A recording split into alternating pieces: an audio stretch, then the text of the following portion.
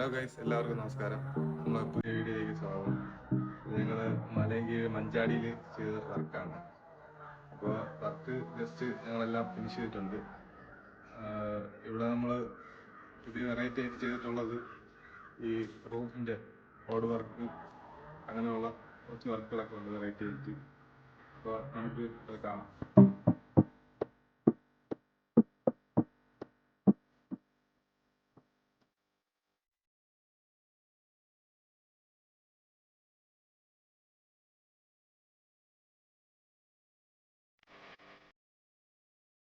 നമ്മളെ welding വർക്കുകളെല്ലാം complete ആയി, almost കഴിഞ്ഞിരിക്കുകയാണ്. ഇനി ഇതിൽ പെയിന്റിങ്ങിന്റെ ബാക്കി കാര്യങ്ങളൊക്കെ മാത്രമേ ഉള്ളൂ.